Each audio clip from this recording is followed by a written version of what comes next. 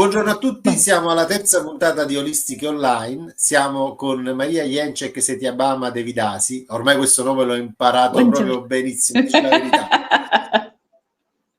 Siamo alla terza Sì, è un puntata po' e uno oggi scioglilingua in parleremo, effetti. oggi parleremo della Ecco, Dea Brigit, poi della parleremo Dea del mese di Brigit perché marzo. l'abbiamo già parlato la volta scorsa, parliamo di marzo perché Dea Brigit, mondo celtico e il mese di marzo sono collegati, andremo anche a parlare dell'agricoltura eccetera perché apparentemente questo è solo un mese ma in realtà è molto ricco come mese, ha molti significati sotto vari punti di vista. E poi ho introdotto una cosina carina che spero che piacerà a tutti, vero Giuseppe? Le frasi motivazionali alla fine. Ci siamo organizzati, abbiamo fatto una cosa carina e carina. Quindi Io l'ho alla vista e fine della sono, puntata frasi motivazionali. le ho viste e Giuseppe in sono, regia lì che spara le frasi. E le ho viste così, e sono ecco. interessanti. Hai visto? Sono carini, è una buona idea perché le frasi motivazionali veramente sono una gran cosa. Louise Hay, chi la conosce, chi non l'ha mai sentita, adesso è morta a 90 e passa anni, quindi godeva di ottima salute, malgrado ufficialmente da più giovane le avevano diagnosticato un tumore e così lei ha detto come faccio ad autoguarirmi e ha creato tutta una diciamo, una serie di frasi motivazionali che sono veramente bellissime, aprono il cuore proprio, ce ne sono per tutte le occasioni. Allora ho detto prendiamo queste bellissime frasi motivazionali che l'hanno permesso di arrivare fino a quell'età lì e poi ha creato tutto quello che Louise Hay poi ha creato perché è stata una, diciamo, una pioniera del discorso delle frasi motivazionali. Quindi prendiamo spunto dalla quantità di quelle che lei ha creato nel tempo e utilizziamole. Queste qui sono delle frasi motivazionali per uscire dalla porta di casa. Ve le avevo promesso la volta scorsa, come essere forti, come essere preparati per uscire dalla porta di casa il giorno. Vi ricordate che cioè quando ti alzi, quando ti svegli, no? Per sentirti pronto alla giornata. Vi ricordate che l'altra volta con la Dea Brigit avevo parlato del fatto che secondo la leggenda, mitologia, storia, lei è nata in dei momenti in mezzo a due fasi, no? Io ho parlato della soglia, della porta, ok? Che tu mi avevi chiesto la finestra. Può darsi anche la finestra, ma dalla finestra solitamente non si entra, non si esce se non sei un ladro o hai perso la chiave. Quindi questa risposta non la so dare. E ho parlato di questi mondi di mezzo fra un mondo e l'altro, no? Ci sono diversi telefilm, film, storie di fantascienza che parlano di portali. I portali solitamente sono un modo per entrare da un mondo che tu conosci in un mondo verso tu vai, no? Quando sei in mezzo, cioè sei sulla soglia dei due mondi, tu non sei in un mondo né in un altro. Noi non ci Senti, pensiamo, ti però volevo fare io una ho domanda spiegato su anche questa che ci cosa. sono... Hai visto quel simbolo che è uscito nei segni, nei cieli italiani? Ne parlano sui social. Guarda, ne ho sentito parlare, però non ho capito mica qual è, perché poi effettivamente quello che aveva mostrato ci ha messo sopra un gatto disegnato Ah. come una nuvola, quindi non ho capito Vabbè, se era mentre vero tu parli oppure lo no. carico, così lo mostriamo. Sembra un Ok, ok. portale, mentre tu parli Una specie di, mi sembra una specie di vortice quello che ho visto. Poi Sì, quello sì, lì, brava, brava. quello del video ci ha disegnato un gatto e quindi dopo non Eh. ho capito se era uno scherzo oppure no. Lo Ok. carico e lo facciamo vedere. Sì, ok, perfetto. Ok, io adesso comincio direttamente con la dea Brigid, la dea celtica, perché c'è la dea, ma c'è anche Santa Brigida, che è molto importante ed è la patrona, diciamo, delle donne incinte, cioè del parto sostanzialmente, proprio perché non sei più da una parte, ok, quindi non sei più nell'utero materno, non sei ancora fuori, il parto è un passaggio di mezzo. Anche il parto, nel senso di uscita dall'utero, è come un portale, ok? Se si va a vedere tutte queste cose. Allora, Brigida, la dea celtica, dea Brigida è sicuramente una delle dee più amate nel mondo celtico, colei che simboleggia il meglio il tempo Imbolc, cioè indicativamente il periodo tra il 31 gennaio e il 2 febbraio, ne avevamo parlato in questo senso, ma sì, come il mese di marzo ha anche Ostara, che è un'altra festa in cui diciamo, si riprendono queste cose. Si ritiene che fosse chiamata Brigantia in Inghilterra, Bride in Scozia, Brigantu in Galles e Francia, perché sapete che il mondo celtico non è solo in un punto, tipo in Scozia o in Irlanda o in Galles, eccetera, c'è anche in Germania, ma c'è anche in Francia. Ok, il mondo celtico si è espanso, diciamo, in queste varie zone. Ok, hanno piccole differenze. Chi conosce le rune, magari un giorno parleremo anche delle rune. Chi conosce le rune sa che ci sono diversi nomi per le rune, perché più o meno è sempre questa la cosa, il discorso è questo. Quindi, allora, si pensa che sia la stessa dea adorata a Bath, nell'antica Bretagna. Bath significa bagno. Comunque è una zona, nonché la patrona di innumerevoli sorgenti e pozzi in Irlanda. Ed ecco perché io faccio un'attivazione energetica, la dea Brigid, la dea dell'acqua di Brigid, e come si fa a crearla, fortificarla e purificarla. Ok, questo fa parte delle mie cosine che faccio.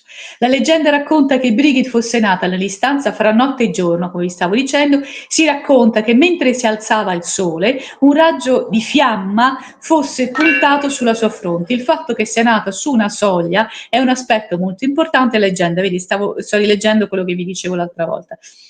Gli antichi Celti erano affascinati dai luoghi intermedi come le rive, l'istante dell'alba, i cambi di stagione, le porte tra i luoghi che si trovano istantaneamente tra due luoghi senza trovarsi in nessuno dei due.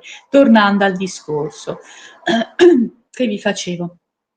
È la triplice dea, signora del fuoco, protettrice delle sorgenti, che illumina i poeti, gli artigiani e i guaritori. Quindi vedete che la dea Brigid, che magari forse non avete sentito parlare più di tanto, però in effetti è molto importante. Come divinità solare i suoi attributi sono la luce, l'ispirazione e tutte le abilità associate al fuoco. Le sue connessioni con la guarigione la collegano anche all'acqua, così come il suo calderone e l'ispirazione di molte sorgenti e pozzi sono a lei consacrati.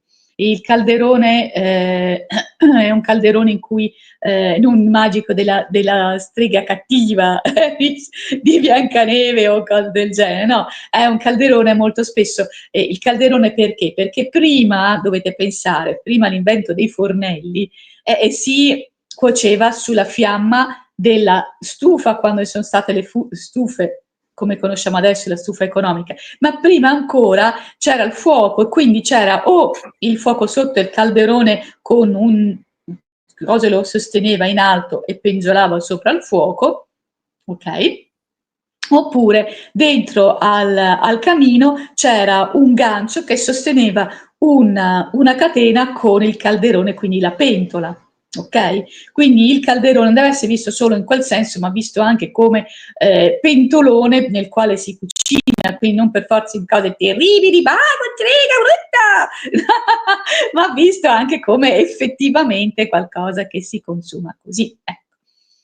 Allora, spesso è stata associata anche alla Dama del Lago, colei che consegnò la spada di Excalibur al re Artù, quindi vedete che è collegata con altre storie, quindi non è fine a se stessa. Brigid è portatrice del fuoco trasformativo e della purificazione. Ella è la protettrice della casa, del folcolare domestico. Ecco il pentolone folcolare domestico, avete visto? Ok, il fuoco di Brigid è fonte di ispirazione e dispensatore di vita. Esso si manifesta come forza vitale che parte dal centro della terra, questo è il concetto, per arrivare ai semi, alle radici e ai germogli, risvegliando le forze assopite delle profondità e giungendo come sorgenti di nuove idee. Il suo animale guida è un cigno bianco, animale di purezza e regalità, legato alla trasformazione fisica e psichica. Al cigno bisogna dire che nel mondo indovedico, per usare una cosa, quindi in tutto quello che sono le divinità indiane, c'è una divinità che anch'ella va su un cigno. Ok? È interessante. Sarasvati, con la dea della conoscenza, ma della musica anche, ok? Ha come animale che la porta un cigno. Oh, dall'altra parte del mondo, l'altro emisfero. Già anche lì c'hanno il cigno, diverso però. a lei che chiedevano ispirazioni i bardi, i poeti per scrivere le loro composizioni. Ah, allora l'avevo visto. Okay, adesso le loro composizioni. Quindi vedete, adesso io ho parlato di Sarasvati, però anche alla dea Brigid sono, diciamo, collegati poeti, scrittori e compositori, okay? Sognare e sentire fortemente la presenza di questa dea delle nostre vite può voler significare essere pronti a iniziare un nuovo cammino. A lei venivano dedicati i fuochi dell'alba di Imbolo che da lei le donne invocano durante il parto, anche quello un tipo di fuoco, no? Perché uno si è sempre, non so se vi siete mai domandati, perché uno partorisce? Cioè, come fa a tirarlo fuori? Uno dice, ci sono i crampi, i dolori, fa un male della miseria.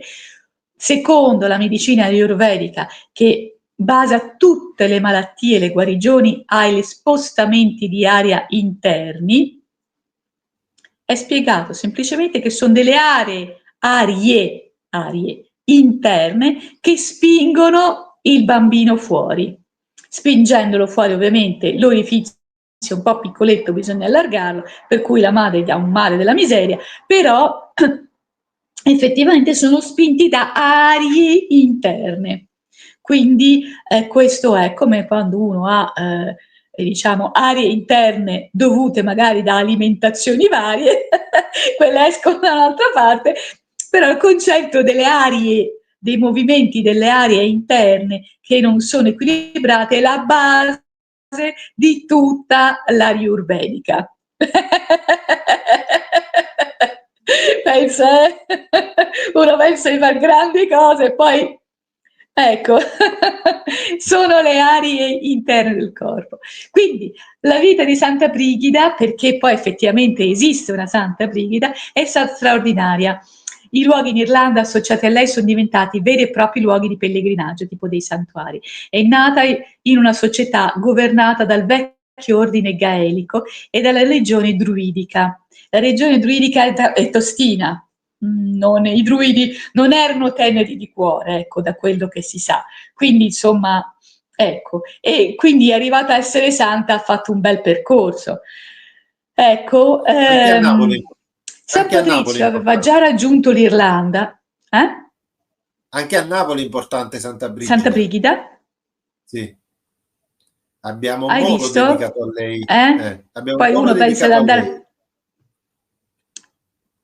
Infatti mi sembra che Ma il la 7 storia di Santa dicembre. Brigida non, cioè, è una vita tostina sta donna.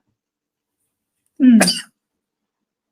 Strano perché qui era collegata un altro giorno, ma non mi ricordo dove l'ho letto. Allora, San Patrizio, perché anche Patrizio, questo San Patrizio ha la sua importanza. Comunque, San Patrizio aveva già raggiunto l'Irlanda ed era in procinto di apportare molti cambiamenti, ma sebbene il suo passaggio avesse raggiunto la corte di Dubh-Tach, il potente capo di Lancaster, o Lancaster, non so perché qua in inglese ti stringe tutte le paroline, rimase fedele alla vecchia religione e al culto della dea Brigide.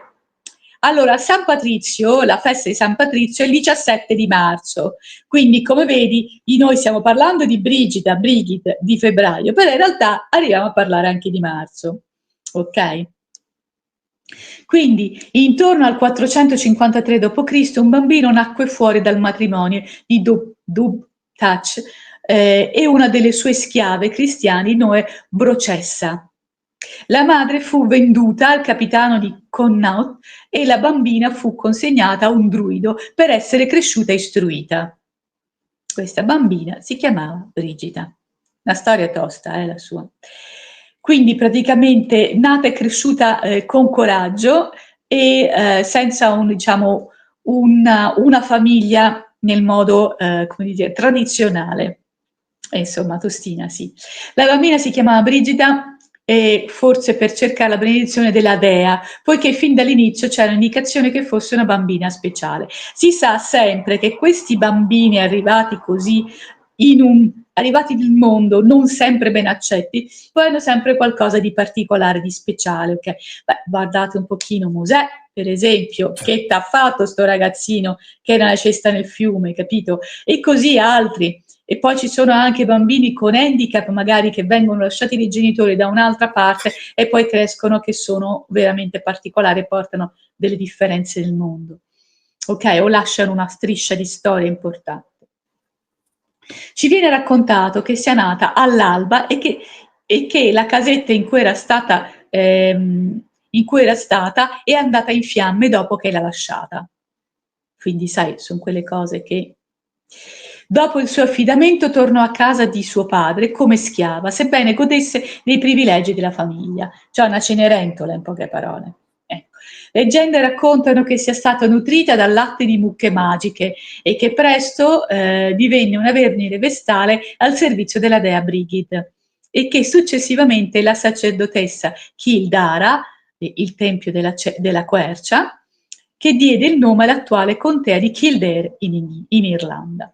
Lì lei e le sue compagne mantennero il fuoco rituale perpetuo in onore della dea Brigid. Sapete che quest'idea del fuoco sacro, sempre alimentato, c'è nelle vestali in greche, c'è in tutti i templi in cui ci sono una cura, si tende a tendere una fiammella sempre accesa. Non per nulla, nelle chiese, adesso alcune non lo fanno più, però una volta in chiesa c'era sempre una candela accesa, un candelone lungo lungo, sempre acceso. Adesso c'è solo alcuni periodi, mi ricordo quando, che viene acceso questo candelone che dura tutto, non so se la Quaresima, adesso non me lo ricordo, sono persa un po' qua, io sono cresciuta con le suore, però poi tutto il mondo orientale, celtico, eccetera, poi mi è interessato. In quello orientale ci sono entrata a pesce, boom, perché ho fatto 5 anni in un tempio, quindi Hare Krishna, per cui insomma la cultura è molto ricca di sfumature.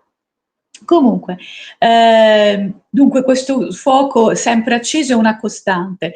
Per alcuni anni ho partecipato a un festival a Chiuduno che praticamente durava 15 giorni, in cui praticamente tenevano sempre un fuoco acceso.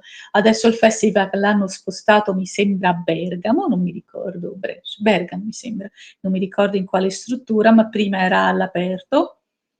E quindi lì hanno scolpito anche come si chiama? Avete presente quei monoliti dell'isola di Pasqua? Siccome mio marito è scultore, ha aiutato i Maori a scolpire questo grossissimo, non so quanti metri è di sto monolite, dell'isola di Pasqua, che ovviamente è rimasto lì, anche se poi il festival l'hanno portato da un'altra parte. E quindi lì, per esempio, per tutto il festival tenevano acceso con dei ciocchi grossi il fuoco, e la cosa interessante è che il fuoco era così potente che anche se regolarmente pioveva, distruggendo delle bancarelle fuori, fisso tutti gli anni, io mi ricordo che ero lì, stavo per andare via, ha cominciato a esserci vento, io ho tante qualità, una di quelle è che mi piace comunicare con certi elementi, con certi elementi, sembra con certi soggetti strani, con gli elementi della natura. E mi ricordo che ero lì e sentivo che arrivava questo vento, ho detto, bene, siccome avevo un gazebo nuovo da 650 euro, allora io rimango dentro qua, mi sono aggrappata alla sbarra centrale sopra e stile Ranocchia tenevo il gazebo per tutto il temporale, che era un temporale di quelli, ragazzi. Infatti certe volte mi sentivo anche sollevare, che voglio dire, non sono un peso piuma, sono insomma, non sono un bison, però insomma il mio peso ce l'ho, attaccata così sentivo che mi sollevava, ma ho ottenuto il gazebo. Quando sono uscita dopo la pioggia, gli altri gazebi erano spazzati via. Insomma, giusto per parlare e il fuoco era ancora acceso. Quindi capite che la forza del fuoco, dell'aria, del vento, eccetera, anche della pioggia, sono forze elementali, non elementari, elementali, e quindi hanno una cosa, e ci si può anche comunicare. Il mondo celtico tende a comunicare molto, a relazionare molto, come anche la cultura di tutte le culture naturali, pelle rossa, inca, tutte quelle popolazioni delle foreste amazzoniche, cioè, tendono sempre a comunicare col sole, con la luna, col vento, con la pioggia, eccetera, no? E in questo festival la cosa c'erano anche siccome erano di tutte le nazionalità, quindi c'erano i Maori, ma c'erano anche di pelle rossa, Dakota, Sioux, eccetera, anche loro, insomma, cioè quello non hanno fatto niente perché gazebi, quelli che erano fuori, poi c'erano quelli che erano dentro la struttura, che vabbè, quello non è successo niente, però quelli che erano fuori come me, perché dentro la struttura costava un botto esagerato esporre, ma quelli che erano fuori spendevano un po' di meno e io ho salvato il gazebo così, attaccata al gazebo. 1 ora e mezza mi pare che è durata questa cosa qua. E io sono andata a dormire che erano le 2 e mezza, c'è la devastazione intorno. Io ho cercato di lavorare anche per far calmare le acque, per far calmare quello. L'anno dopo è successa una cosa simile, io avevo il gazebo spostato da un'altra parte e è successo che sono cadute le casse dello stereo, ma delle casse quelle grosse, con tutta la struttura. Il giorno prima mi hanno detto mettiti lì e io ho detto guarda che io non posso lavorare sotto le casse perché c'è la musica, c'è lo spettacolo, tutto quanto, io non posso comunicare con chi passa, mi devo spostare. Guarda, mi sono inventato questo posto vicino ai gabinetti, sai quei gabinetti delle fiere, no? Sì. I casettini, vicino ai gabinetti e ai cestini dell'immondizia c'è uno spazio fra 2 alberi, mi ci metto. Il giorno dopo, io chiaramente ho fissato il gazebo ai portacestini, sai quei cestini, quelli classici, i cestini che si tira su, il sacchetto, quelli classici col paletto, no? Io ho fissato lì, ho fissato all'albero, eccetera, e sono andata a dormire, io ho viaggiato per tanti anni in camper, dormivo nel camper dall'altra parte rispetto alla struttura e ho sentito che è partita tutta la cosa, mi sono messa a lavorare per la pioggia, per il vento, eccetera, e è caduta tutta l'impalcatura delle casse per terra. Io no. Il gazebo della mia vicina della vicina che avevo prima, che poi è una ragazza che conoscevo, l'ho protetto perché poi le ho scritto un messaggio, dico guarda che sta venendo, fai qualcosa, perché anche lei maghetta parecchio, ho detto fai qualcosa per proteggere il tuo gazebo perché c'è un temporale pazzesco. E lì vi spiego una cosa importante per chi fa cose. Molti spiritualisti dell'ultimo momento, questa è una cosa importante, spiritualisti dell'ultimo momento pensano che mandare luce, mandare alla terra si risolve. No, no. Perché che cosa è successo? Lei dice, io ho mandato luce, ho mandato che da dove arrivasse la terra. Ok, il suo gazebo io l'ho protetto, a modo mio, ho protetto il mio, ho protetto il suo. Chiaramente non ho dormito finché è passata ovviamente, perché si lavora. Ecco, le casse sono cadute, il suo gazebo si è imploso praticamente, cioè si è riempito d'acqua e si è piegato tutto il telo, ma la merce sotto è rimasta asciutta. Dice, ma io l'ho mandato alla terra. Ok, sai cosa è successo? Al gazebo di fronte, che in realtà era più protetto dal vento e dall'acqua, si è aperto, tutta la merce si è sparsa in tutto il giardino e lei, quella che aveva il gazebo, è dovuta andare a cercare le sue bacchette magiche, ciondolini, eccetera, per tutto il giardino non trovando. E poi, siccome il gazebo si era distrutto, ha preso su e se n'è andata. Quindi non bisogna pensare che mandare la terra, perché faremo una puntata su questo. La terra cava. Ne hai sentito parlare, Giuseppe? Sì. Della terra Sì, cava? dopo l'Antartide. Eh? Dopo l'Antartide. Dopo l'Antartide. Okay. Sì, ma la terra cava ha tanti cunicoli, ha tanti passaggi. Quindi Sì, anche a Ischia. mandare la terra significa mandare nella terra cava. Quindi è un disastro. Quando hai qualche cosa che ti affligge, che ti arriva contro, rimandalo sempre a chi te lo ha mandato. Non sai chi è, non ti importanza, rimandalo al mittente, a chi lo ha mandato, perché solo in questo modo si potrà fermare. Perché vi faccio un esempio banale, c'entra poco, ma l'idea te la dà. Piove, c'è un tombino otturato, tu svuoti il tombino, senti il campanellino, ha detto che c'ha ragione su quello che ho detto. Quando passano campanelli nere, cose del genere, c'è sempre ragione a quell'ultima cosa che hai detto. Ricordatevelo sempre. Allora, vi faccio un esempio. Piove, il tombino otturato da foglie, quello che ti pare, quello che vuoi. Tu togli le foglie, togli la griglia del tombino e vrum, va tutto dentro. Quindi, se tu mandi il male, ok, o quello che ti affligge alla terra, andrà sotto. Ma ti pare che la terra poi non trema, non gli succede qualcosa? Da qualche parte dovrà sbottare. Però chi manda continuerà a mandare perché vede che va giù, che va giù, che va o a te e quindi tu ti riempi di mondezza, oppure come in questo caso, se lo mandi la terra, va giù. Ok? Quindi qualcun altro ne pagherà le conseguenze. Senti, ma Maria, ma anche l'agricoltura del Mentre, passato era legata a questi meccanismi? sì. Guarda, adesso finisco questo qui che parliamo appunto dell'agricoltura, perché nel mese di marzo l'agricoltura è fantastica e appunto ha a che fare proprio la festa di Ostara con il sole. Adesso sì, parliamo di questo perché le fasi lunari, le fasi solari e lunari per l'agricoltura sono fondamentali e le feste celtiche sono appunto feste agricole. Anche quelle romane lo erano, però poi dopo, sai, si passa, così si va oltre, ma in realtà anche quelle, perché è la natura, il ciclo è naturale, cosa vuoi farci? Cioè, noi siamo sostanzialmente degli uomini e delle donne, quindi delle persone, quindi l'uomo è più importante. No, fa parte del panorama, della tappezzeria, cioè noi ci siamo tanto quanto ci sono altre cose, solo che noi abbiamo un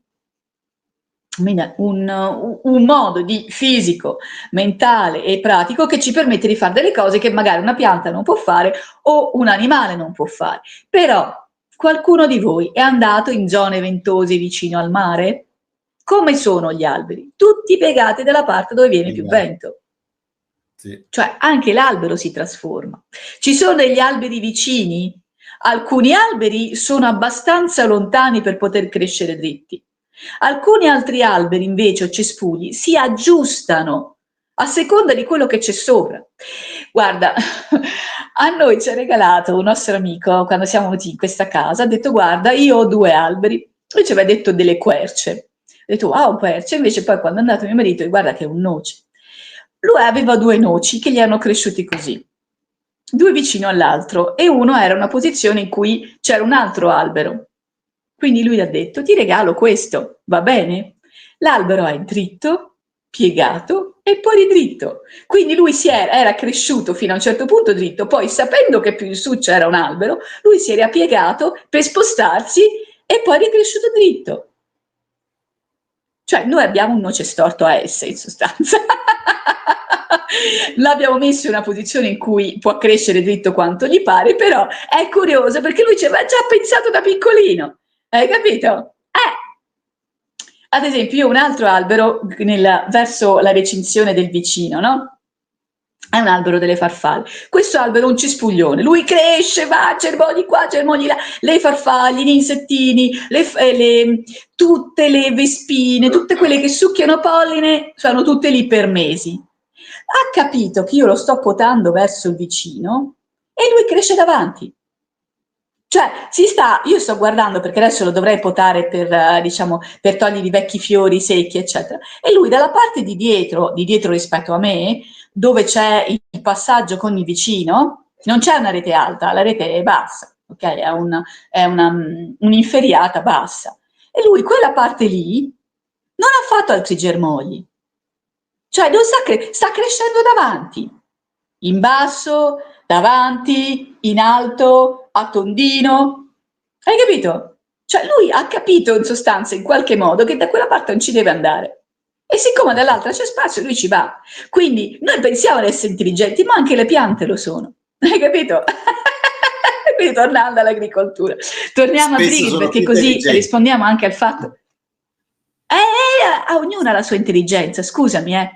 Io dico sempre, pensa un po' alle tartarughine che nascono sotto la sabbia da sole, escono da tutti gli ovetti, e sono tanti, e vanno verso il mare. Oh, ma chi gliel'ha detto? C'è la mamma che dice, bimbi tutti di là, si va al mare! No. E tutti quei gruppi di uova, di rane, di pesce, eccetera, attaccati a uno stelo, che quando escono, dice che devo fare? Devo mangiare. E cercano di mangiare, ma sanno cosa mangiare. Scusami, se noi sbagliamo erba, ci possiamo avvelenare, possiamo vomitare, ci può venire la diarrea. Cioè, mica siamo tanto esperti noi, eh? Quando usciamo che facciamo? Piangiamo.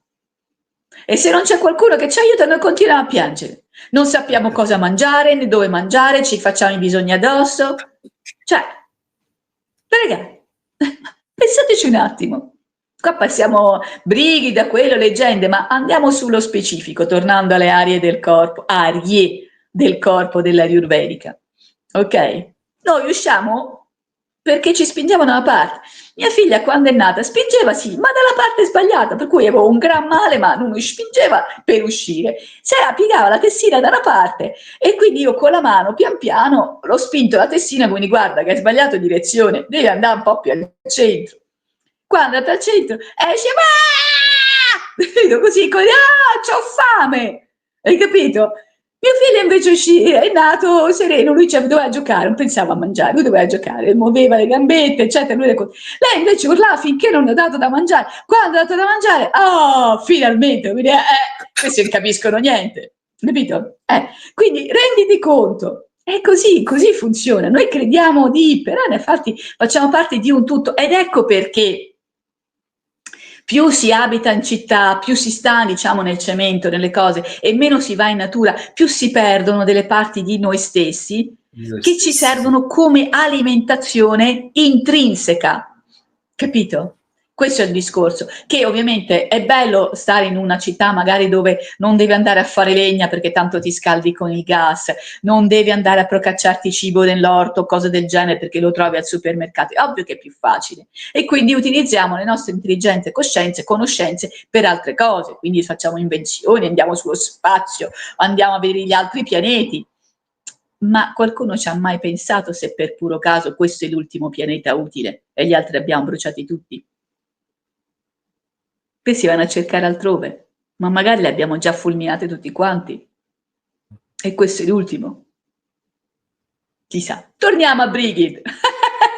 Allora, torniamo alla contea di Kildare in Irlanda. Lei e le sue compagne mantengono il fuoco rituale, vi ho spiegato che questi fuochi rituali rimangono accesi anche sotto la pioggia, grandine e tutto quanto, ripeto, visto personalmente più volte. Le esatte circostanze della sua conversione al cristianesimo sono sconosciute. Ecco perché la cosa particolare è che lei, malgrado arrivasse dal mondo celtico, dai druidi e tutto il resto, lei è arrivata al cristianesimo. E lì l'hanno fatta penare, poveretta. Comunque, quindi povera donna.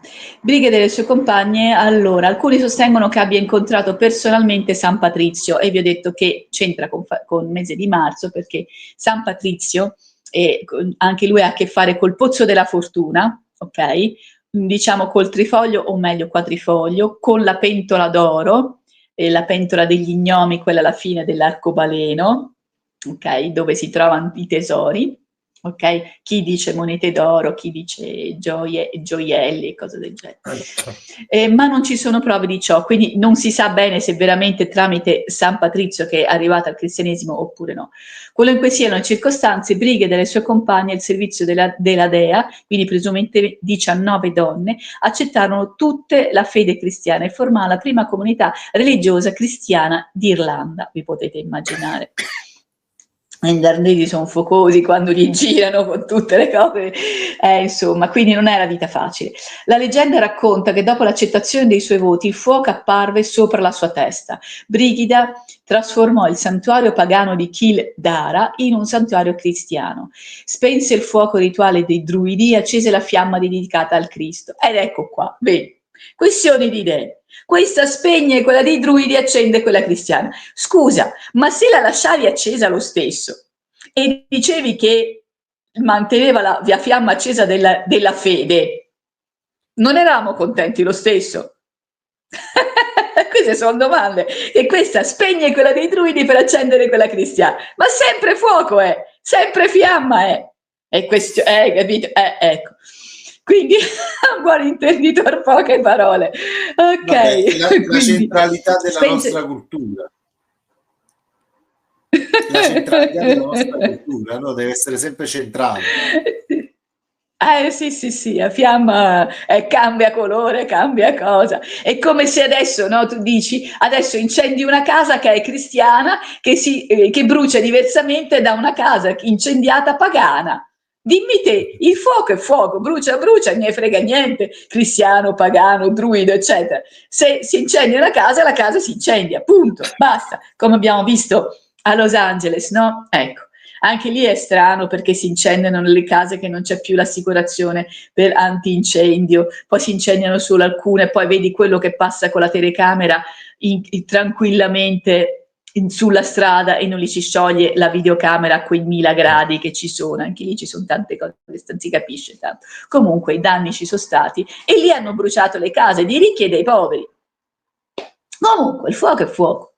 Allora, quindi spense il fuoco del rituale dei druidi e accese la fiamma dedicata a Cristo, che in seguito fu mantenuta dai suoi seguaci fino a quando non fu interrotta dalle forze di Enrico VIII. E quello, Enrichetto VIII, insomma, non era un personaggino proprio tenero di cuore, ecco. Quindi vedete, sto fuoco si accende, si accende, si spegne, qualcuno dice che si accende, qualcuno poi decide che lo spegne, ma dobbiamo essere sempre... Però il fuoco, la fiamma perpetua dell'amore, quella dobbiamo tenerla sempre accesa.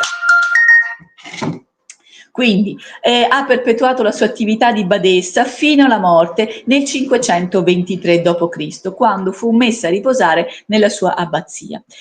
Nel 835 d.C. i suoi resti furono spostati per proteggerli dagli invasori norreni e sepolti nella stessa tomba che contiene i resti di San Patrizio, a Santa Collucille a Downpatrick in Irlanda. Allora io dico, questi spostano i resti da una parte ad un'altra. Allora, mi domando, tu pensi che gli invasori norreni andavano ad aprire le tombe? A quelli interessava conquistare. Questi qui che cosa hanno detto? Non la lasciamo nel terreno dei norreni, mettiamola insieme con un altro santo, ma sempre in Irlanda stava, perché l'altro era in Irlanda, ok? La contea di Kildare era in Irlanda, abbiamo letto prima, quindi vabbè. Comunque questi dicono che se io apro la tomba sono sacrilego, ma se l'aprono loro fanno bene. Sempre questioni di concetto. Giusto? Sì, sì.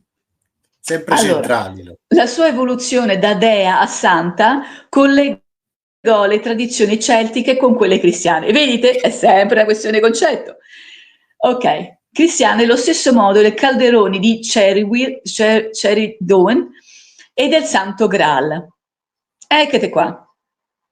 Abbiamo combinato tutti. Ok, del Santo Graal combinati nella leggenda arturiana, vedi?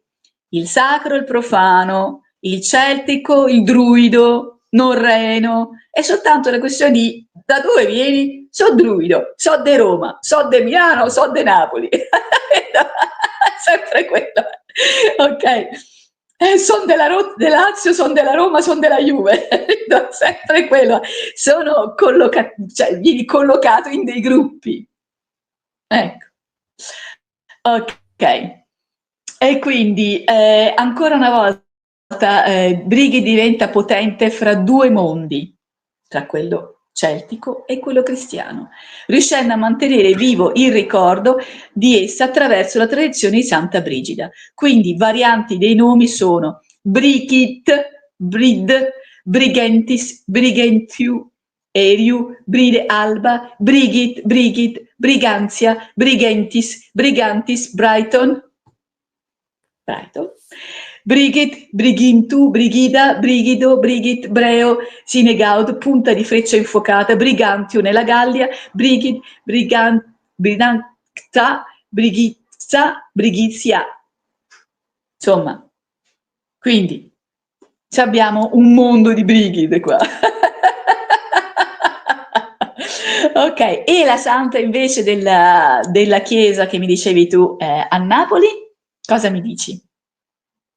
No, Santa Brigida è un molo a Napoli e c'è una festa il 7 dicembre Un molto molo? importante che si fa su questo molo, sì. Peraltro è il molo della Capitaneria di Porto, insomma, una cosa del genere, quindi e si fa una bella festa, è molto Beh, sentita, comunque.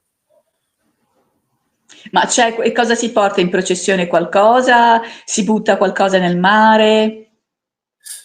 No, no, di specifico non lo so, ma è coinvolta la Marina, insomma, più che la Marina, la Capitaneria di Beh, Porto, perché sta su quel molo lì. E organizzano comunque piccole fiere, delle cose del genere ogni volta, quindi questa dimensione qui.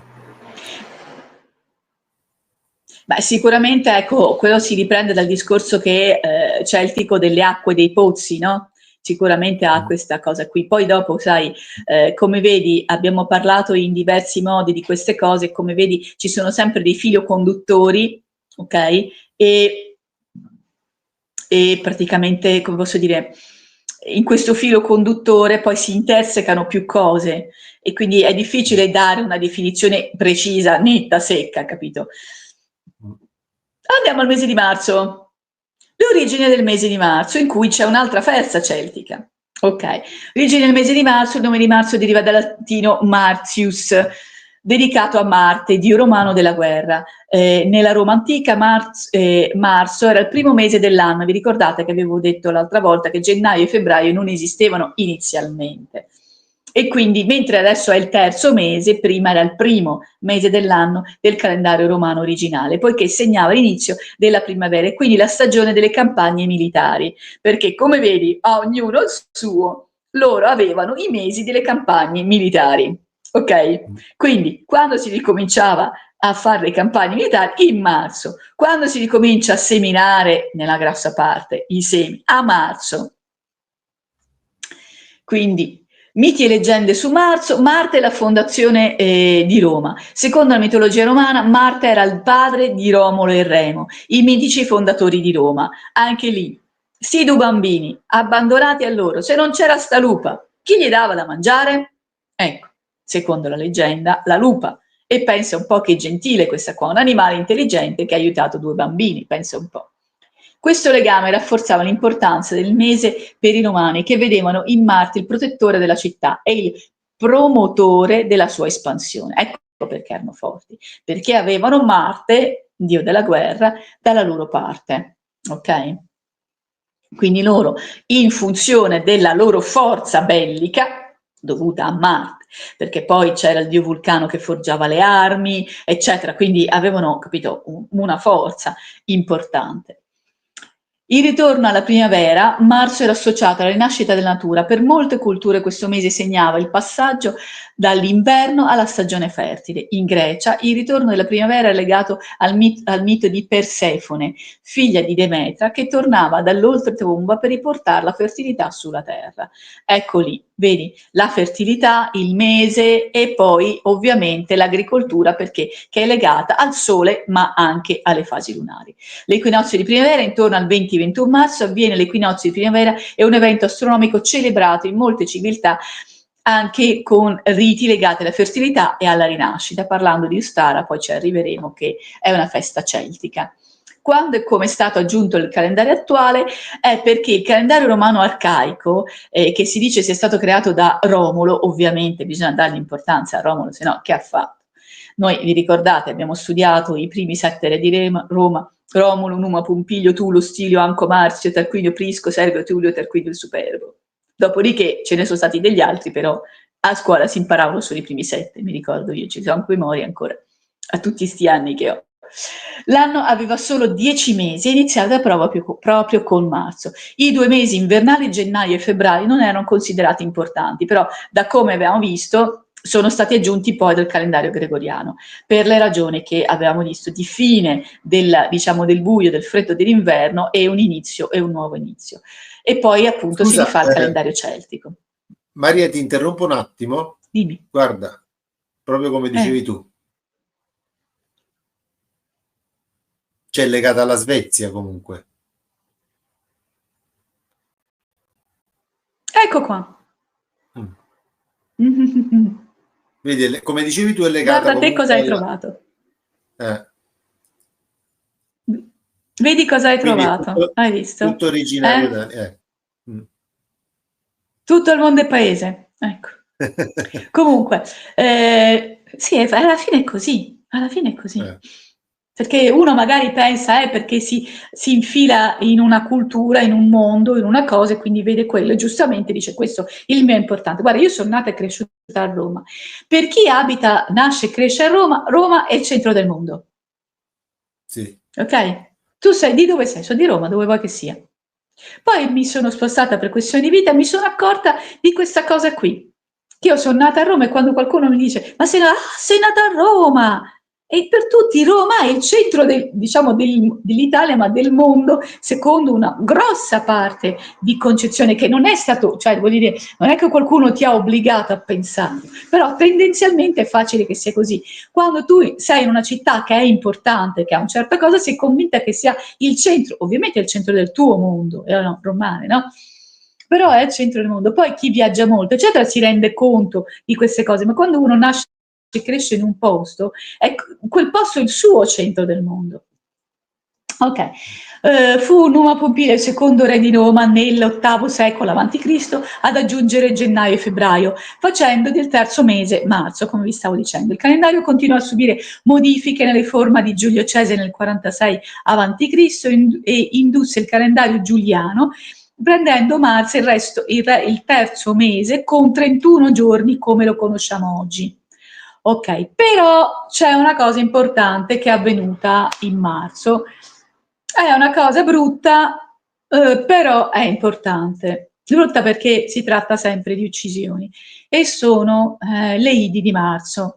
Come nella scorsa volta abbiamo parlato il mese di febbraio di Stoporo, San Valentino, che è stato martirizzato, quindi ucciso perché è colpevole di aver sposato una cristiana e un pagano, che era un legionario, che poi sono morti tutti e due comunque durante la cerimonia, così perché lei era malata, è morto anche lui e Dio li abbia in gloria, come si suol dire, però poi sto povero vescovo Valentino è stato ucciso il 14 di febbraio e così noi festeggiamo l'amore, però lui ci ha rimesso le penne, diciamo.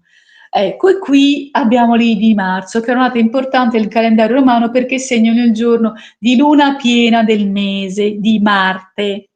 Era una giornata dedicata a cerimonie religiose in feste in onore del dio Marte. Ma, malgrado ciò, è diventata famosa per lo storico assassinio di Giulio Cesare nel 44 a.C. Ecco. Quindi, malgrado Giulio Cesare fosse una persona così potente, così forte, così importante, è stato ucciso. Perché vengono uccise le persone così importanti?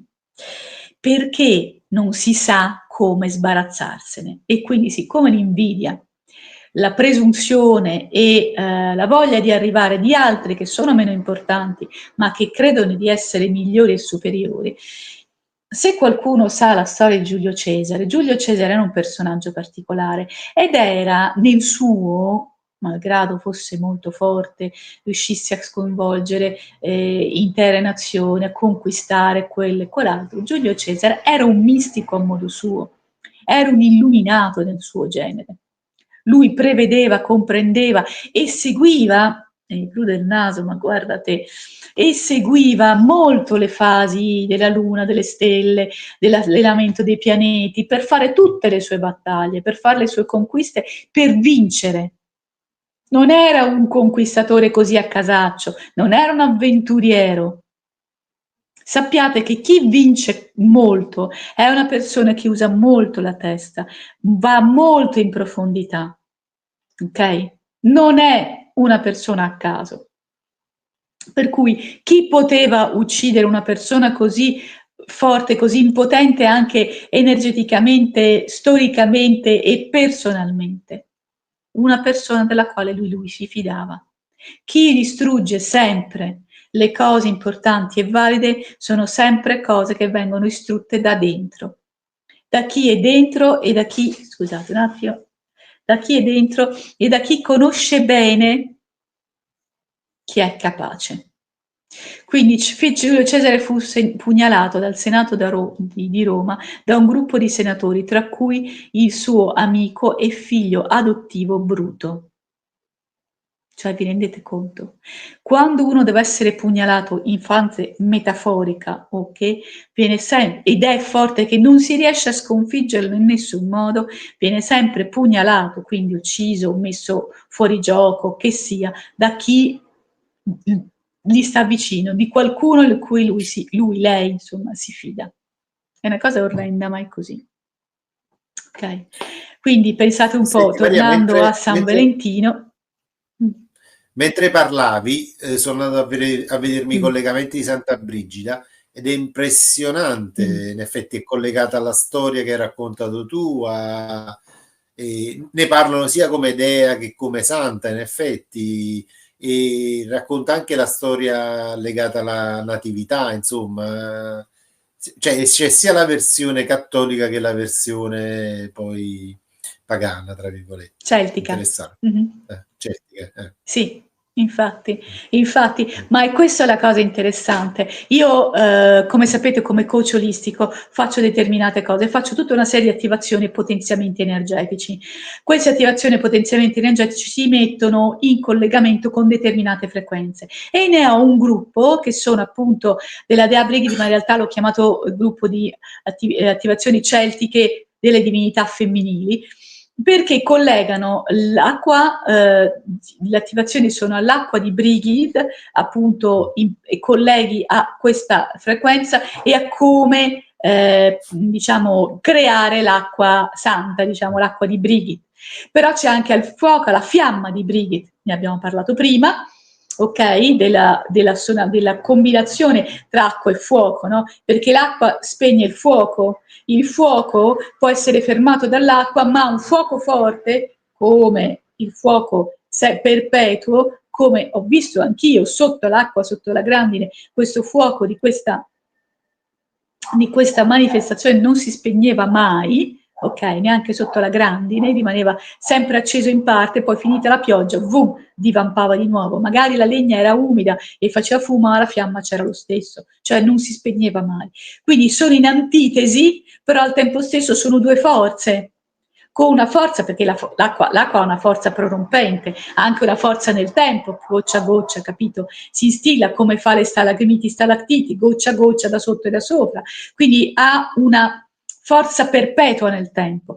La fiamma invece, diciamo, divampa e poi pian mano si estingue, ma può rimanere fiamma cheta, quindi bronza coerta si chiama, c'è un detto veneto, quando un carattere è una persona che la vedi mite, però poi in realtà non lo è affatto se la conosci, si dice, è un detto che dice guarda quella che è bronza coerta, guarda quella che è brace coperta, che praticamente la vedi tutta mite, carina, gentile, così, però se le fai uno sgarro o se ti comporti, quella ti fulmina, capito? E non te l'aspettavi, oppure è capace di fare un gesto contrario, opposto a quello che sembrava prima e tu non te ne eri accorta.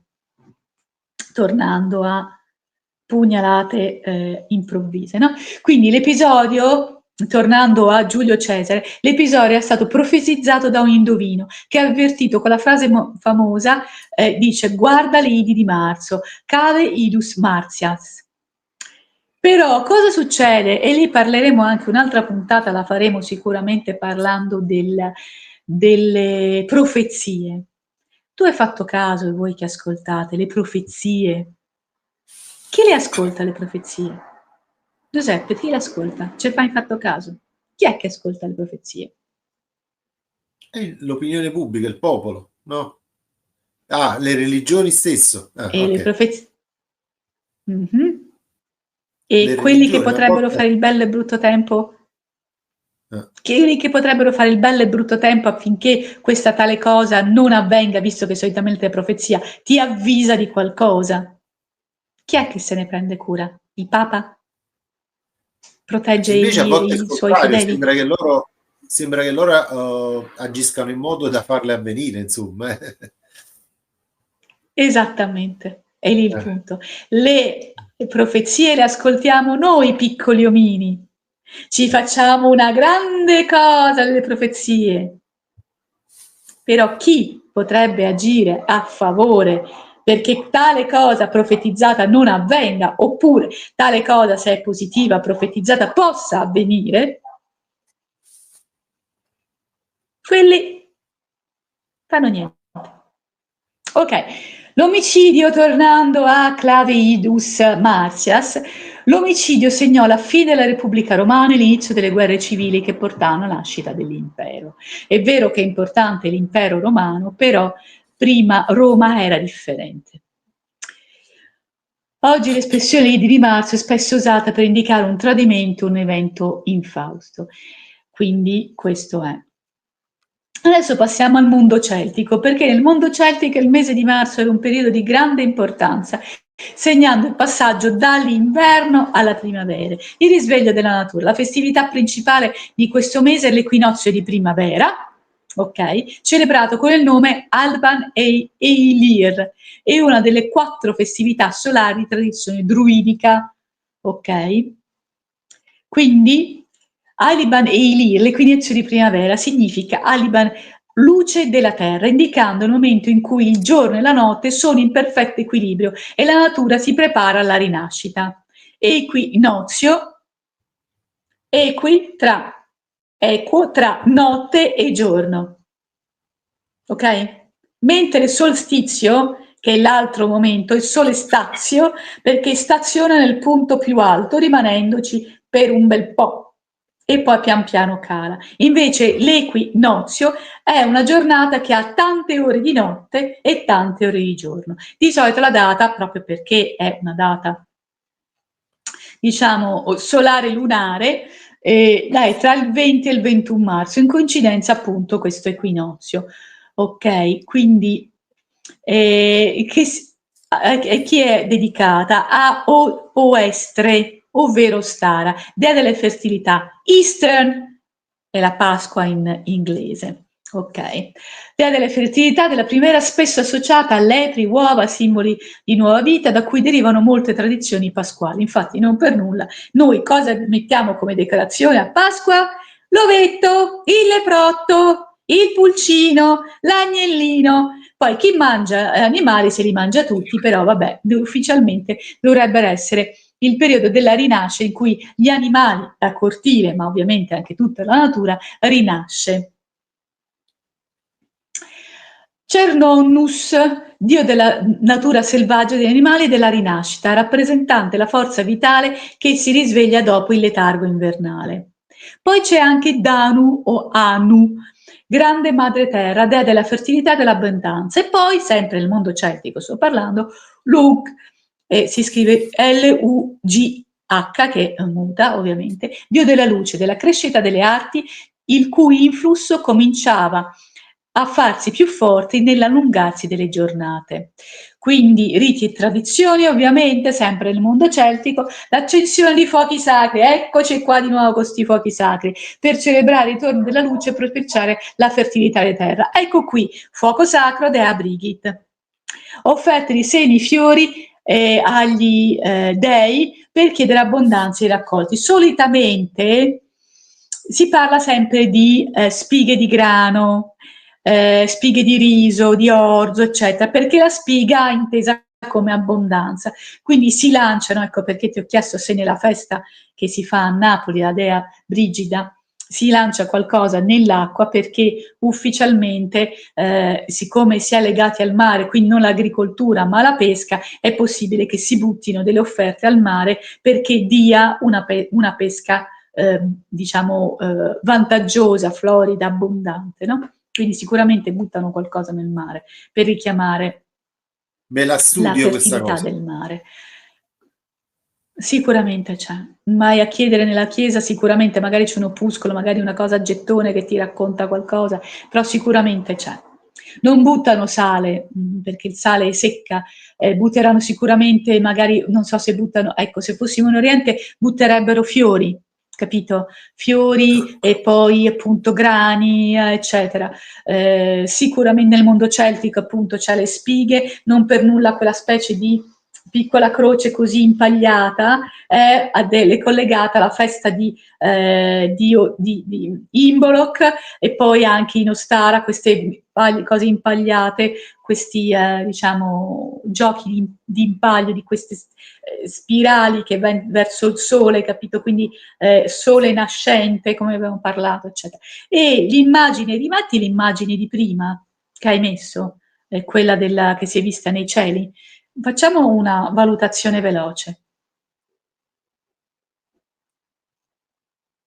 Questa è Che ha a ingrandita, che fare col mondo celtico poi. Sì, No. allora vedi che è un vortice che va in senso orario, Sì. ok? È una spirale in senso orario. Secondo me è una proiezione di quelle varie cose che si possono, aspetta, no, grafici si chiamano ologramma, secondo me. Illuminando delle nuvole hanno proiettato un ologramma e hanno fatto una gran figata. Questo è il mio punto di vista. Comunque è una spirale Però, in senso però, orario, quindi nascente. però Dimmi. dicono che si è vista in diverse parti d'Europa e anche del mondo. E poi Ok. qualcuno, mi pare che il meteo, una cosa del genere, anticipava una sorta di tempesta solare in quei giorni, quindi potrebbe anche essere collegato a questo, quindi, perché a volte, sai, queste Con la tempeste S, solari con la S al centro? Con la S al vabbè, centro? Sapeva anche scrivere la tempesta solare? non te lo so dire, Oh, però potrebbe è essere anche istruita. sembra una mezza Guarda, io svastica in posso. verità questa cosa. Esatto, sole nascente, quindi Eh, abbondanza. eh. Tornando alla cosa celtica in paglia che la puoi trovare, non so se vuoi smanettare a trovarla, come si chiama, adesso non me lo ricordo come la chiamano, è comunque una specie di appunto croce che si fa con i rametti e poi dopo non, la paglia tagliata a strisce fa delle striscettine, vengono intagliate e infatti viene incrociata sopra sotto di questi rametti di fusti, diciamo, sopra sotto da una parte all'altra, vedi se la trovi, sopra sotto da una parte all'altra in senso orario. È così che si costruisce. Se vai a vedere come ti insegnano qualcuno a costruirla, vedrai che appunto ti insegnano a mettere questi qui e poi metti uno sopra, uno sotto, uno sopra, uno sotto. Credo che ci sia anche un numero magico, tipo un 13, una cosa del genere, per usare l'intreccio fra l'uno e l'altro. Ecco, io continuo a parlare delle offerte di segni, riti dell'acqua delle tradizioni celtiche. La neve sciolta e le piogge primaverili erano viste come l'acqua purificatrice, sempre l'acqua che è Dea Brigit, utilizzata nei rituali di rinnovamento e guarigione. E quindi l'acqua della Dea Brigit, i pozzi della Dea Brigit che rinnovano. Ok? Quindi abbiamo avuto il discorso di Ostara, che è una grande festa di benedizione, di abbondanza, eccetera. Quindi simboli quali sono uova, simbolo della vita, lepri, fertilità, fiori primarili, rinascita. Quindi Alban e Ilir era quindi la festa dedicata alla celebrazione della vita, alla fertilità, dell'armonia tra luce e oscurità, tra un momento di rinnovamento e speranza in cui i Celti onoravano la natura e il suo ciclo eterno. Ok, poi per l'agricoltura, ovviamente, perché anche qui è interessante, ha un ruolo fondamentale, perché l'agricoltura, fin dall'antichità, è considerata il mese di marzo la rinascita della terra, in cui si preparavano i campi, si seminavano i primi le macrolte e si celebravano i riti per garantire l'annata fertile. Ecco qua, anche per i romani erano i riti per la fertilità. Ostara è una festa di abbondanza.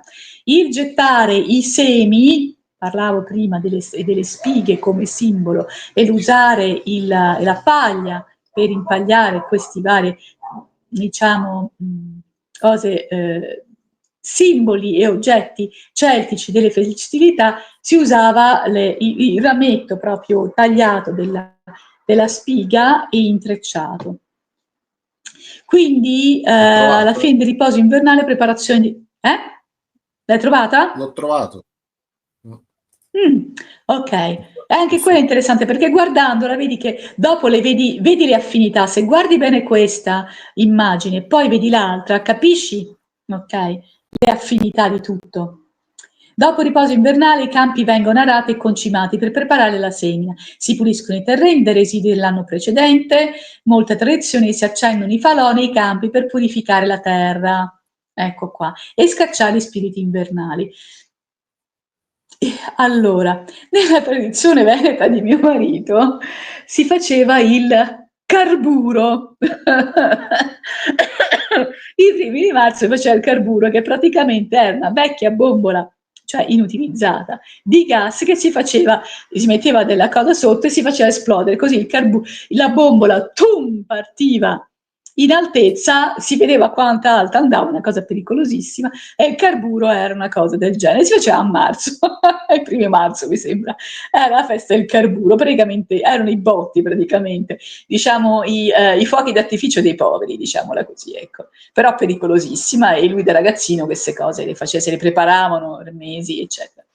E i falò nei campi per purificare la terra, quindi si bruciavano, diciamo, le erbacce, le cose, poi magari le prime cose della potatura, eccetera, si facevano questi falò proprio in marzo. Cosa casualmente come posso dire, si insemina. Che cosa si semina? Aspetta un attimo che mi si sposto la seduta, che mi ero incastrata. Allora, che cosa si semina come prime cose? Cereali, orzo, avena, segale, frumento, vengono seminati in questo periodo, quindi tornando alla festa di Ostara, alle spighe di grano, di riso, eccetera, di orzo, eccetera, che vengono usate come simbolo di abbondanza. Si buttano i semi perché effettivamente si semina. Gli ortaggi sono spinaci, lattuga, piselli, cipolle, carote, patate, possono essere piantati a seconda del clima, quindi lì ecco qua che si parla di clima, ovvero Sole e Luna, fasi lunari per seminare, fasi lunari per potare. Guarda come si chiama? Esatto, croce di Santa Brigida, che non mi veniva, porca miseria, era così semplice. Per cui vedi com'è fatta? Guarda il simbolo, io non so se puoi metterli vicini, il simbolo e la cosa, non so se si può fare, però quello è così. Quindi la croce di Santa Brigida, quello dei cieli. E se guardi questo, che cos'è? Un altro simbolo celtico che è la trinacchia, ovvero il simbolo, viene chiamato così, però è il trischele, o trischele, che è un altro simbolo celtico che è simile. Se lo vai a cercare ti verrà in mente, se riesci a metterli tutti insieme a favore diciamo, di chi guarda, so che sei brevissimo, intanto continui a parlare, ecco, vedrai che c'è un'affinità incredibile. Questo è in celtico, è il trischele, triskel, ed è un simbolo a 3 gambe. Il simbolo della Sicilia è la trinachia, che sono una testa con 3 gambe, ok? E il simbolo visto nel cielo prende un po' spunto da una parte, un po' spunto dall'altra, e comunque, come vedete, è un sole nascente, quindi è un est, un punto dal quale nasce il sole e porta la sua luce fino alla sera, ok? Non riesci a mettere insieme tutti quanti, mister?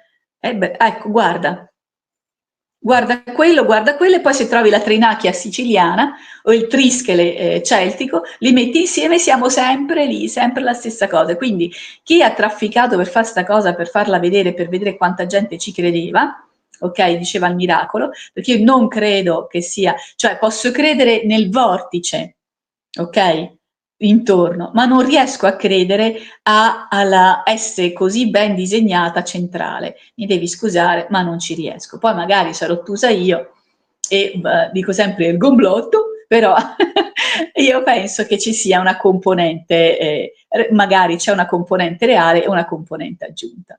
Perché se trovi il trischele, il simbolo della Sicilia, e il trischele, il simbolo celtico. Poi c'è un altro simbolo anche che ha a che fare con questo, ma è un altro modo grafico di vederlo. Che poi il simbolo, quello della Achtung, quello della zona, come si chiama? A radiazioni, se li riesci a trovare, riesci a metterle, guarda, sta trafficando come un matto oggi Giuseppe, non eravamo preparati al discorso, perché se metti il trischele, o trischele, del simbolo della Sicilia, la testa con le 3 gambe.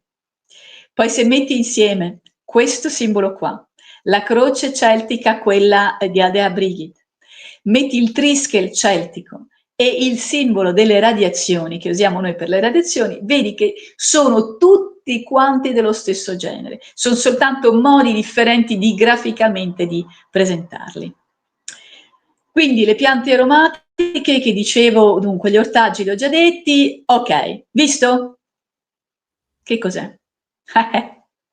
Triskel celtico, ok? E poi c'è il simbolo siciliano e poi il simbolo della radiazioni, della zona a radiazioni, quello che vediamo anche quando andiamo a fare le radiografie, che a noi ci mettono le radiazioni, il lumino sta lontano.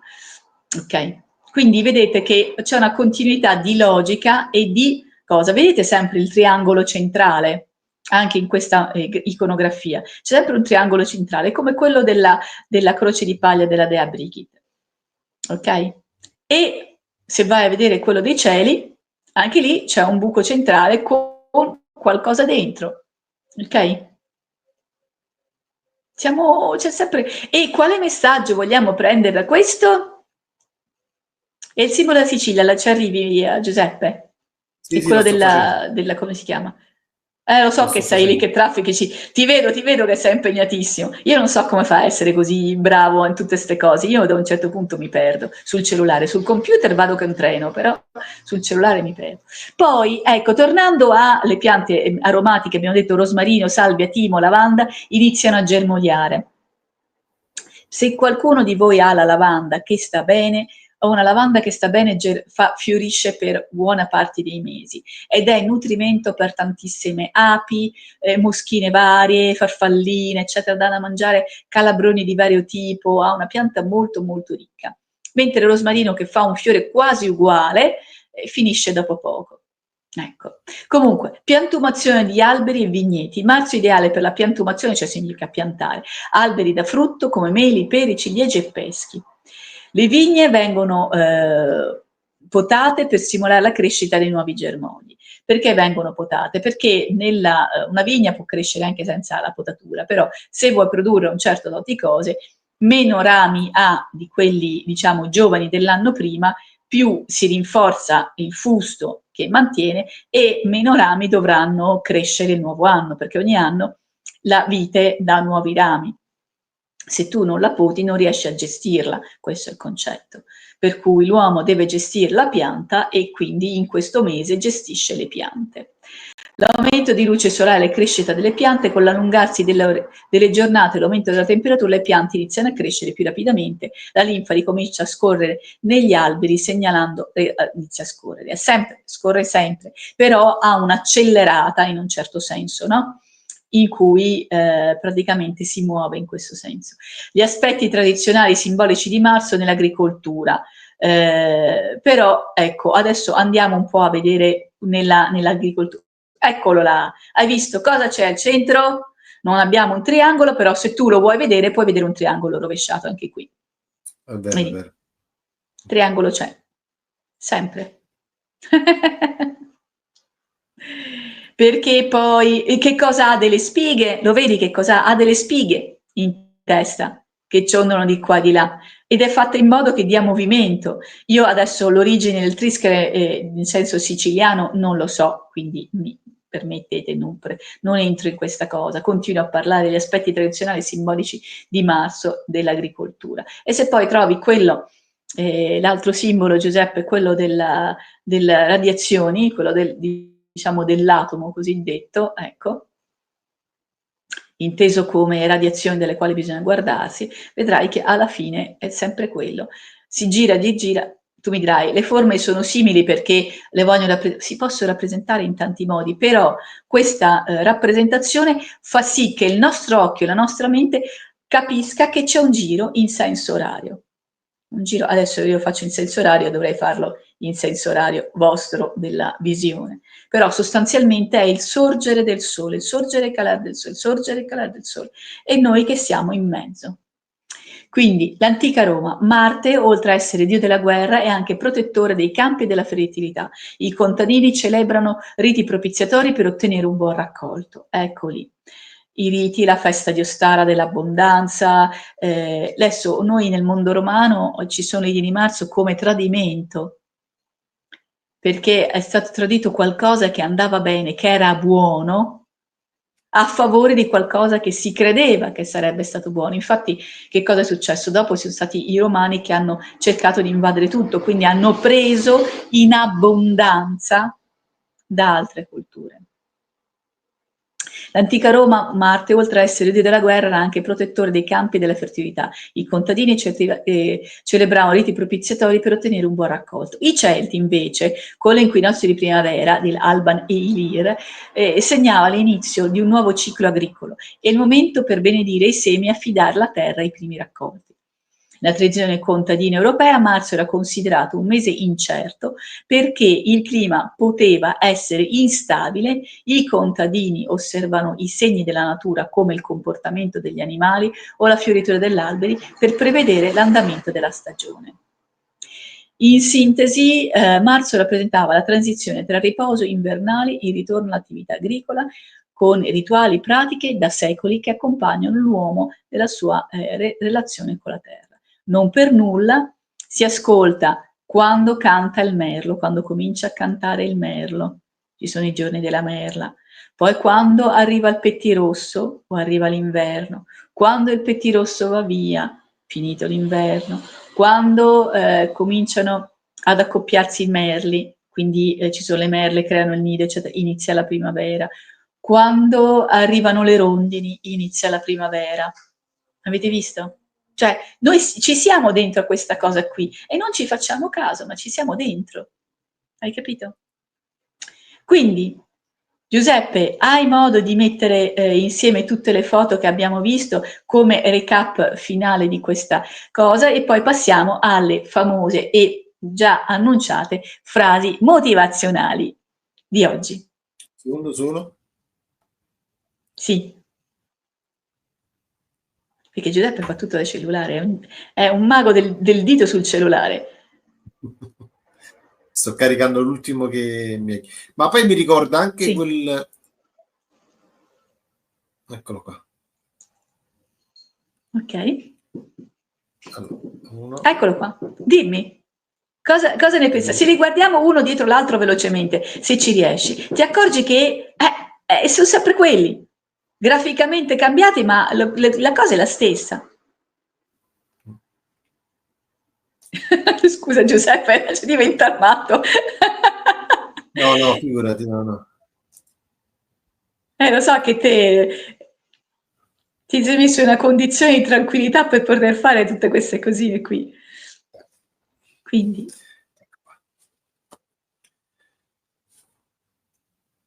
E mi ricorda anche quel sole pagano che tu portassi, che somiglia alla svastica, ma c'ha più steli, va, diciamo steli. Esatto, più... come vedi, poi vedi anche il nostro occhio.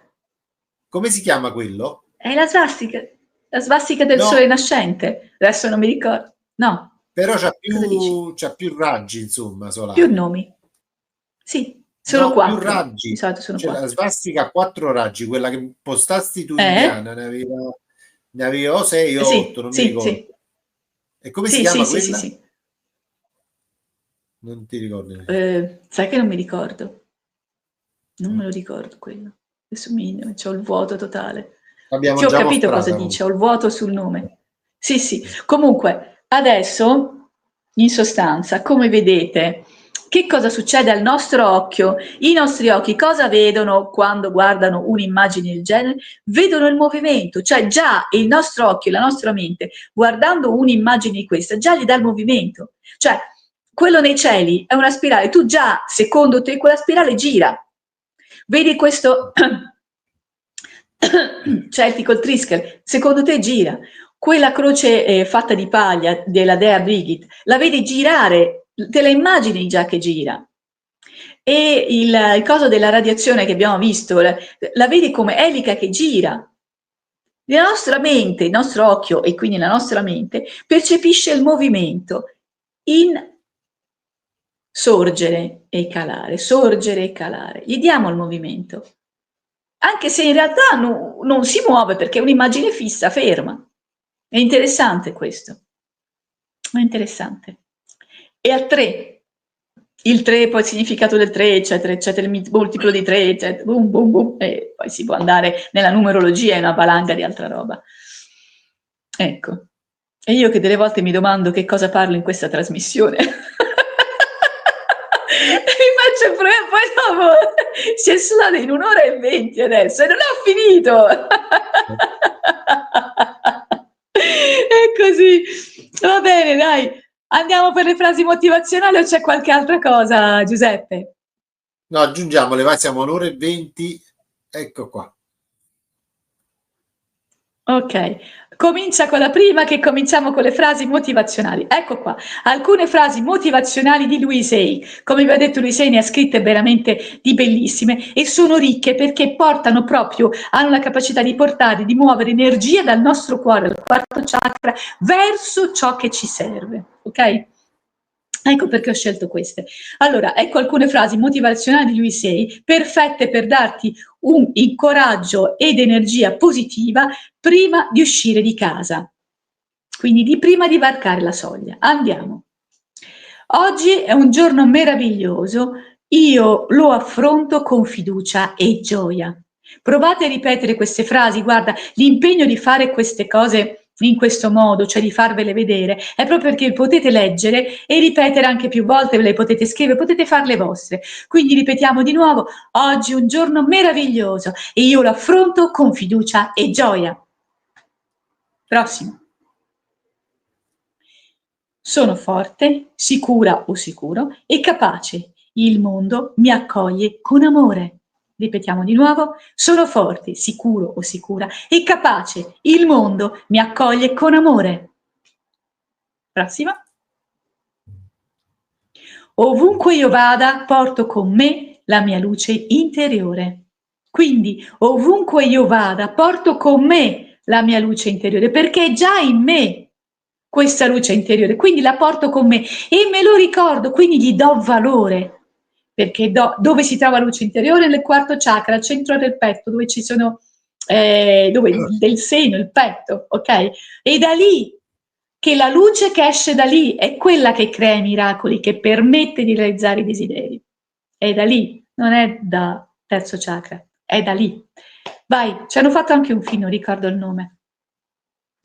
Sono degna o degno di tutto il bene che la vita ha da offrire. Oggi mi accolgo con entusiasmo. Cosa vuol dire? Sono degno o sono degna? Molto spesso uno non pensa di essere degno di poter star bene, quindi soffre, sta male, oddio che brutto che roba. No, ognuno di noi è degno di star bene, perché non dovrebbe. Tu qualcuno mi trovi l'idea perché non dovrebbe. Ecco, questo è essere degni di, è qualcosa che spesso nella nostra cultura, in cui noi non sono degno, mi pento, mi dolgo dei miei peccati, non sono degno, ecco, ok? Se pensa che non sei degno, esatto, ma pensate un po', noi tutti, quante mele ci mangiamo e fanno pure bene e dicono un mele al giorno toglie il medico di torno e ci volevano dire, o c'è stato detto, noi dobbiamo penare per il peccato di sta prima donna qua che si è mangiata la mela. Dimmi se non era un pretesto per non farci ufficialmente, psicologicamente, eccetera, star bene e star sereni tutti. Quindi non sono degno o sono degna di tutto il bene che la vita ha da offrire. Perché la vita ha da offrire, non da offrirmi? La vita ha da offrire, significa punta con le parole che la vita ha, verbo avere, quindi ha qualche cosa, possiede, da offrire, quindi da dare a me, è un dono. Quando è un'offerta è un dono. Ok? Adesso in questa trasmissione io vi offro, ovvero vi offriamo, perché in regia c'è Giuseppe, vi offriamo delle frasi motivazionali che possono far bene al vostro cuore e alla vostra mente. È un'offerta, quindi abbiamo, conosciamo, ci mettiamo in delle frasi e le offriamo, le diamo. Quindi Che cosa significa questo? Che io sono degno o degna di tutto il bene che la vita, ok? Quindi ciò che sto vivendo, essendo in questo pianeta Terra, in questo mondo, che la vita ha da offrire, cioè la offre comunque. Quindi oggi io accolgo ciò, quindi questo che mi offre, con entusiasmo. E altra frase che è venuta fuori, mi apro a nuove esperienze con il cuore pieno di fiducia e gratitudine. L'altro trucco per avere sempre buone frequenze dentro se stessi è la gratitudine. Quindi io apprendo quello che ha da offrirmi e mi apro, quindi sono disponibile a nuove esperienze con il cuore pieno di fiducia e di gratitudine, cioè thank you therapy. Ringrazio continuamente. Fate tesoro, non è un caso, cioè come vedete non sono frasi a casaccio, io nel tirare fuori ve lo sto spiegando perché Louise Hay in questo senso, adesso sono tante frasi motivazionali di vario tipo, ma quelle di Louise Hay sono pensate con queste dinamiche, che sono dinamiche mentali e di cuore, quindi combina cuore e mente, quello che dovrebbe sempre essere. Quindi mi apro a nuove esperienze con il cuore pieno di fiducia e di gratitudine. Vai con la prossima. No, è finita l'ultima. Dovrebbe esserci. È l'ultima. No, È giusto, erano 5, mi sono persa nelle chiacchiere. Quindi apritevi a nuove esperienze, riempite il vostro cuore di amore e di gratitudine. Questo è. Poi riguardate il video se non l'avete fatto in tempo, riguardate il video in modo da poterle leggere, scriverle e farle vostre. Magari create un diario vostro delle frasi quotidiane. Giuseppe, usale anche tu con i tuoi studenti assistiti o persone che segui, sono frasi sicuramente utili, scrivitele anche te, perché se insegni a queste cose, a queste persone che magari sono un po', diciamo, fuori dallo schema comune perché hanno loro particolarità, loro eccentrismi e al tempo stesso hanno difficoltà ad entrare in un canale preciso, sicuramente queste frasi possono essere molto utili, perché molto spesso non ci credono nemmeno, poi pian piano quando una persona che si è privata di tante cose si rende conto che può ricevere dalla vita qualcosa che la vita gli offre. Sai che c'è gente che scoppia a piangere perché non pensa di poter ricevere nulla, perché non pensa di poter essere all'altezza di fare niente, pensa solo di dover soffrire, di dover tirare fuori la propria energia, proprio come se dalle spalle dovessi tirare l'energia per trasportare la vita sulle spalle. E invece non è così. Intorno c'è tanta abbondanza che si può prendere se si sa come arrivarci, perché a volte non sai come to grab. La parola inglese to grab è afferrare, no? To grab è anche onomatopeica, perché può essere anche se una cosa, ad esempio, non so, se una cosa fa rumore, ecco, vediamo un po', qui è una cosa che fa un po' di rumore. To grab, fare un rumore, no? Un po' questo è un documento importante, non devo rovinarlo, però comunque vogliamo dire qualcosa, to grab in inglese è afferrare, cioè proprio in questo senso, prendere con gli artigli, infatti anche un'aquila afferra con gli artigli, to grab.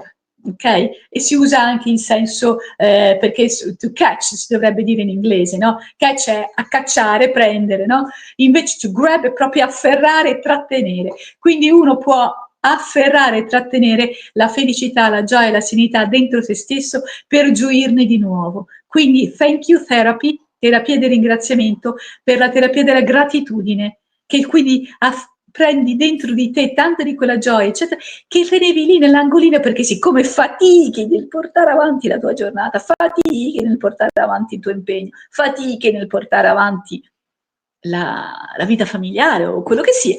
Invece no, queste frasi ti rilassano e come avete visto ve le ho spiegate una dietro l'altra. Giuseppe, io per oggi meglio che sto zitta perché sennò tiriamo più. Se la prossima volta che ci diciamo. Comunque, sappiate che le frasi motivazionali ci saranno sempre. La sottoscritta le seleziona, le prepara in grafica e il qui presente regista e manovratore di diti sul cellulare è Giuseppe e lui le manda una dietro l'altra. Quindi, ecco, questo è quanto.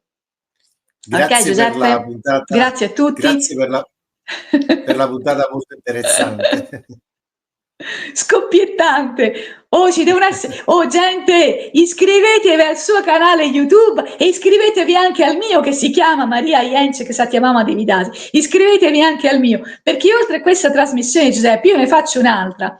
Che metto sul canale poi perché è una trasmissione radio, però la metto in YouTube, quindi se siete curiosi di tutta questa scoppiettante energia, di questa cultura falvillante che esce fuori da tutte le cose che non sto zitta, ecco, e se siete curiosi iscrivetevi anche al mio canale. Questo qua di Giuseppe, mi raccomando, che se no noi che ci stiamo a fare per, così, noi dobbiamo portare cultura e conoscenza con la scienza, quella con la sci.